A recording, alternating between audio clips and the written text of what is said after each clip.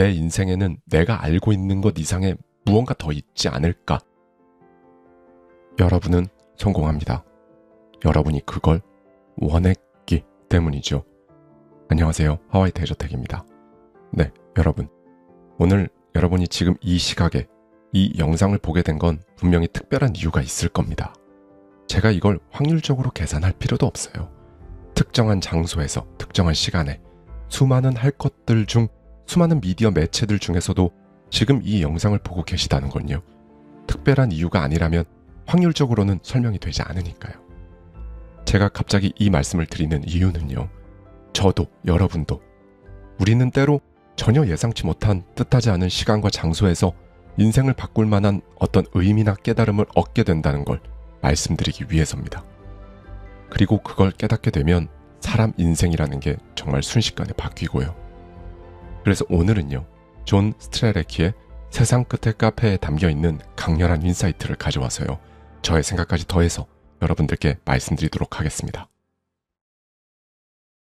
하루 10시간에서 12시간을 네모난 사각형 안에서 일하는 것이 인생의 전부는 아닐 거라고 생각했다. 우리는 때로 전혀 예기치 못한 순간, 뜻하지 않은 시간과 장소에서 인생의 의미를 다시 깨닫게 될 수 있습니다. 그런 순간은 의식하고 있지는 못해도 우리 인생에서 가장 필요한 순간 다가옵니다. 저에게도 그런 순간이 찾아왔습니다. 제 이름은 존입니다. 그날 저는 어두컴컴하고 인적이 드문 도로 위에서 길을 잃고 헤매고 있었지요. 돌이켜 생각하니 그 당시 제 상황은 제 인생을 닮은 모습이었습니다. 그날 길을 헤매던 저는 제 삶에서도 길을 잃어 어디로 가야 할지 알지 못했고 그때 택한 발걸음이 어디로 향하고 있는지 내가 왜 그 방향으로 가고 있는지 알지 못했으니까요. 저는 일주일간의 휴가를 내어 어디론가 가고 있었습니다. 일과 관련된 모든 것을 훌훌 털어버리고 자유로워지고 싶었기 때문이죠. 하루 10시간에서 12시간을 네모난 사각형 안에서 일하는 것이 인생의 전부는 아닐 거라고 생각했습니다.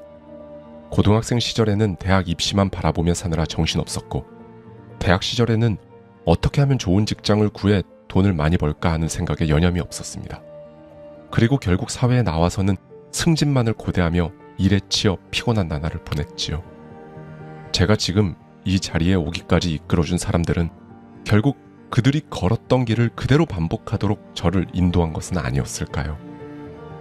저는 월급을 받는 대가로 하루하루를 직장에 바쳐가며 사는 일상에 회의를 품기 시작했습니다. 이런 생각에 빠져 있던 저는 휴가를 떠났다가 길을 잃었고 한참을 헤매고 나서야 세상 끝의 카페를 발견하게 되었습니다. 당신은 왜 거기 있습니까? 제 차는 고속도로 위를 기어가고 있었습니다. 차가 움직이는 속도가 얼마나 느리고 답답한지 차라리 차를 버리고 걷는 편이 낫겠다 싶었어요. 그렇게 1시간쯤 기어가다 보니 도로는 완전히 주차장이 되어버렸고 저는 옴짝달싹 못하고 차 안에 갇힌 꼴이 되고 말았습니다. 그렇게 한 20분쯤 흘렀을까요? 꿈쩍도 하지 않고 정체되어 있는 차 안에 하염없이 앉아있던 사람들이 하나 둘 차 문을 열고 나오기 시작했습니다. 그런 상태로 또다시 25분 정도가 흘렀습니다. 중앙분리대 역할을 하라고 심어놓은 잔디를 가로질러 경찰차가 다가오는 것이 보였지요. 경찰은 10km쯤 앞쪽에 독성 물질을 싣고 가던 트럭이 전복되는 바람에 도로가 봉쇄되었다고 알려주었습니다. 이 도로 정체의 주범은 전복된 트럭이었던 겁니다. 그리고 저는 결국 중앙분리대를 넘어 반대 방향으로 넘어갔습니다. 일단 정체에서 벗어난 저는 휴대폰을 열어 지도를 검색하기는 했지만 검색 불가 메시지만 화면에 떴습니다. 가고픈 방향은 북쪽인데 저는 남쪽으로 차를 몰고 가고 있었지요. 빠져나갈 도로 입구 하나 보이지 않는 길이 10, 20, 30km 계속 이어졌습니다. 그런 상태로 한 50km쯤 달렸을 때 마침내 작은 표지판이 나타났습니다. 표지판을 보던 저는 순간 깨달았습니다. 이 표지판이 소용이 없다는 것을 말이지요. 내가 지금 어디쯤 왔는지 그리고 어디로 가고 있는지 제 자신도 모르니 지금 여기가 어디라고 알려주는 낯선 표지판은 아무런 의미가 없었기 때문입니다. 세상에 주유소도 없고 패스트푸드점도 하나 없는 도로에 혼자 덩그러니 내가 지금 여기서 뭐 하고 있는 거지? 왼쪽을 봐도 오른쪽을 둘러봐도 아무것도 없이 황량하기는 매 한 가지였습니다. 그리고 1시간쯤 뒤 저는 완전히 길을 잃고 말았습니다. 고속도로에서 조금만 더 참고 그냥 기다렸어야 했는데 1시간만 참고 기다릴 걸. 그걸 못 참아 2시간을 허비한 데다 지금은 여기가 어딘지 알 길도 없으니 이제 연료도 반 이상 써버렸고 차를 돌릴 수도 없었습니다. 남은 연료로는 제가 출발한 곳까지 되돌아갈 수도 없을 뿐 아니라 왔던 길을 다시 제대로 찾아갈 수 있다는 보장도 없었으니까요. 그리고 지금까지 지나온 길가에는 주유소도 하나 없었습니다. 사실 애초에 휴가를 내려고 한 이유가 지금 같은 분노와 좌절감에서 벗어나고자 했던 것이었습니다. 해도 해도 끝이 없는 직장일과 밀려드는 고지서, 그리고 성공에 대한 강박관념으로 저는 지칠 대로 지친 상태였지요. 저는 소진된 인생의 배터리를 여행으로 충전하고 싶었습니다. 하지만 여행길 초입부터 상황은 제가 원하는 것의 정반대 방향으로 흘러가고 있었습니다. 연료 계기판 바닥을 가리키고 있을 때 멀리서 불빛이 보였습니다. 저는 불빛 쪽으로 차를 몰며 간절한 마음으로 주문을 걸듯 중얼거렸습니다. 제발 뭐든 좀 나와다오. 제 바람에 회답이라도 하듯 그곳에는 분명 뭔가가 있었습니다. 하늘에는 초승달과 셀 수 없이 많은 별이 반짝이는 가운데 건물의 지붕 위에는 세상 끝에 카페라는 간판이 반짝이고 있었지요. 아주 아늑한 느낌을 풍기는 곳이었습니다. 편하게 앉아서 친구와 오랫동안 이야기라도 나누고 싶은 분위기였지요. 특이한 점은 단 하나. 메뉴판의 2번째 장을 넘기자 다음과 같은 질문이 적혀 있었습니다. 당신은 왜 여기 있습니까? 메뉴판을 다시 읽어보았습니다. 아니, 식당 주인이면서 사람들이 이 식당에 찾아오는 이유를 모를까? 당최 이해할 수 없는 질문이었어요. 제 이름은 케이스입니다. 존이 묘사한 바로 그 세상 끝의 카페에서 일하고 있습니다. 갑자기 던져진 질문에 존이 너무 당황하고 있는 듯하여 그 질문에 관해 지금부터 제가 이야기를 좀 해드릴까 합니다. 우선 그 질문을 다른 사람에게 하는 것이 아니라 스스로에게 하는 질문으로 한번 바꾸어 보세요. 나는 왜 여기에 있는가? 여기가 여러분의 경제적 상황일 수도 있을 겁니다. 다니는 회사일 수도 있을 거고요. 그러면 스스로가 달라지는 것을 느낄 수 있습니다. 만약 여러분이 지금 낭떠러지 끝에 서 있는 것 같다면 여기서 한 발 내디디면 죽음이 기다리고 있을 것인지 아니면 영원한 행복이 기다리고 있을 것인지 한번 제대로 생각해 보는 것이지요. 이 질문에는 굉장히 특이한 힘이 있습니다. 제대로 진지하게 한번 떠오르면 그 질문에 대한 답을 찾을 때까지 계속 생각이 날 거예요. 심지어는 잠을 자는 동안에도 계속 그 생각을 하게 됩니다. 스스로 느끼지는 못하지만 말이죠. 혹시 이렇게 생각하는 분들도 있을 겁니다. 지금까지 살면서 그런 질문에 매달리지 않고도 잘 살아왔다고 말이죠. 그런 분들께 제가 묻습니다. 그렇습니까?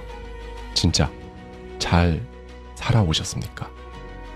많은 사람들이 잘 살아갑니다. 하지만 어떤 사람들은 그냥 잘 사는 것 이상의 무언가를 찾습니다. 뭔가 조금 더 의미 있는 것을 말이죠. 진지하게 단 1분이라도 시간을 내어 생각해 보십시오. 여러분은 최근 몇 년간 혹은 최근 몇 달간 내 인생에는 내가 알고 있는 것 이상의 무언가 더 있지 않을까 라는 생각을 해본 적이 아주 찰나의 순간이라도 있었을 겁니다. 여러분은 훌륭한 직장에 다니고 있을지 모릅니다. 좋은 친구들도 있을 겁니다. 평탄하죠. 어떤 의미에서는 꽤 괜찮은 인생이라 생각할 수도 있을 겁니다. 하지만 마음 깊숙한 곳 어디엔가 설명하기 어려운 묘한 느낌이 도사리고 있진 않으신가요? 바로 그 느낌 때문에 사람들이 이 질문을 스스로에게 던지게 되는 것입니다. 허기진 줄도 모르는 사람들. 물론 그 질문을 흘끗 보고 그냥 잊어버리는 사람도 있습니다. 하지만 스스로에게 그 질문을 해본 적이 있고 또 어느 정도 그 답을 찾고자 했던 사람들은 무시하기 어려워지는 것입니다. 무엇보다 그 질문을 던지고 나면 해답을 찾고 싶은 욕심이 커집니다. 그리고 그 답을 찾으면 정말 강력한 힘을 느끼게 되지요. 그리고 절대로 예전처럼 그냥 살아가지 못합니다. 어쩌면 여러분은 지금 당장 나에게 필요한 건 그런 한가한 질문이 아니다라고 생각할지도 모르겠습니다.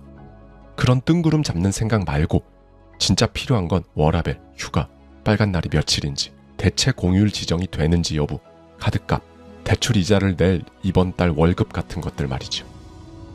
그런데 그런 상황일수록 이 질문에 대해 생각을 해보아야 합니다. 물론 사람들이 그런 의문을 품게 되는 순간은 모두 제각각입니다. 어떤 사람은 어린 시절에, 또 어떤 사람은 조금 더 커서 그 의문을 품게 되지요. 그리고 때때로 우리는 자기가 얼마나 허기진 상태인지 미처 깨닫지 못하고 있는 경우도 있습니다. 그럼 이 질문에 대한 답을 찾은 사람들은 답을 찾은 다음에 어떻게 행동할까요? 무엇보다 자기가 원하는 대로 합니다. 한번 예를 들어볼까요? 살면서 남는 시간을 활용해 예술가가 되고 싶다고 가정한다면 어떨까요? 만약 그렇다면 여러분은 어떤 종류의 예술 작품을 남기고 싶으십니까? 아마 바로 떠오르지 않을지도 모릅니다. 어떤 종류의 예술가가 되고자 하느냐에 따라 다르겠지요. 하지만 분명한 것 한 가지는 여러분은 그게 뭐든 원하는 것이라면 무엇이든 해보려고 할 겁니다. 여러분의 존재 이유를 찾았고 그걸 충족시키기 위해 필요한 것을 하면 되는 것이지요.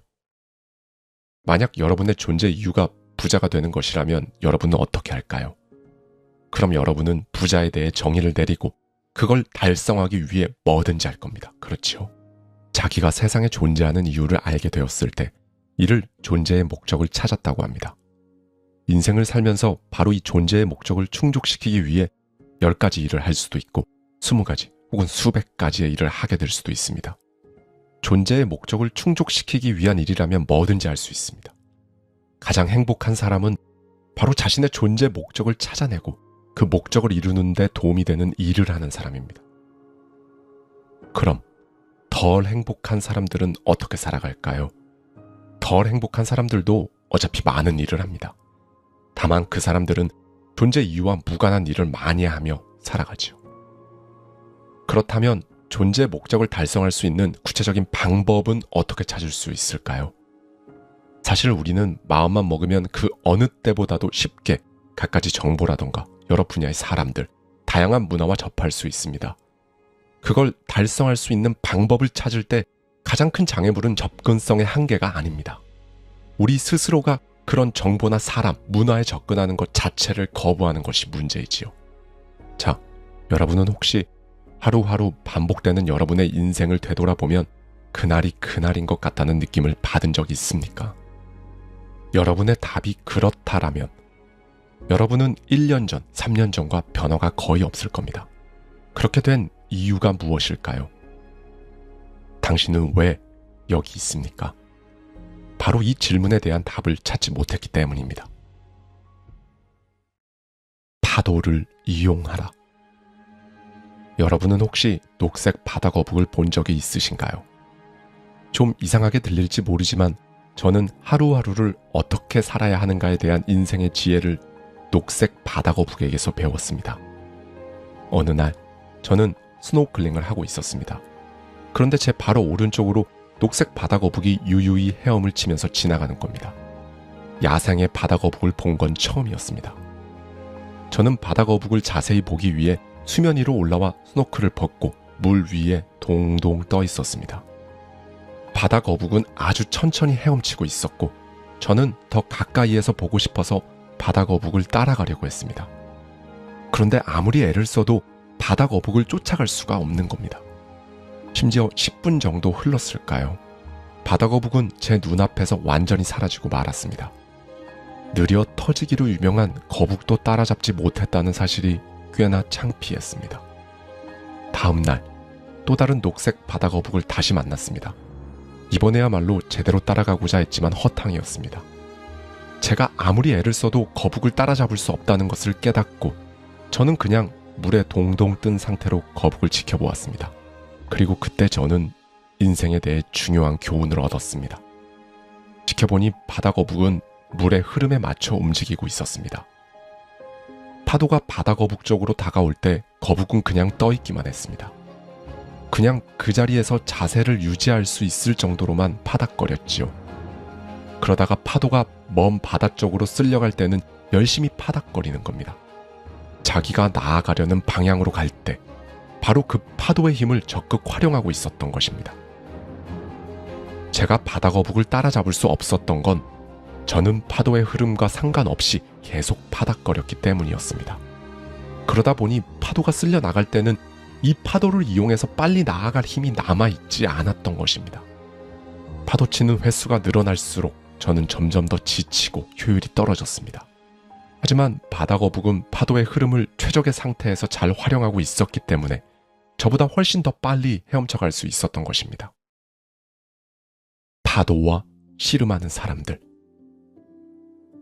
그 녹색 바다거북은 우리가 원하지 않는 일을 하며 인생을 보내고 있다는 것, 헛된 것들에 많은 에너지를 낭비하고 있다는 이야기를 해준 것이 아닐까요?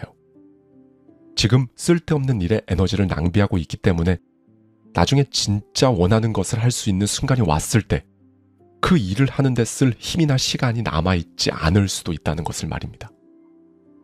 두 번째 날, 저는 녹색 바다거북을 보고 해변으로 돌아와 많은 생각을 했습니다. 그래서 모래 위에 수건을 깔고 앉아 글을 쓰기 시작했지요. 내 인생에서 밀려오는 파도는 무엇인가? 바로 내 관심을 끌고 시간과 에너지를 가져가려 하는 모든 사람, 일, 그리고 물건들이었습니다. 내 인생의 진정한 목적과는 완전히 무관한 것들이었지요. 그리고 또 밀려가는 파도는 그럼 무엇인가?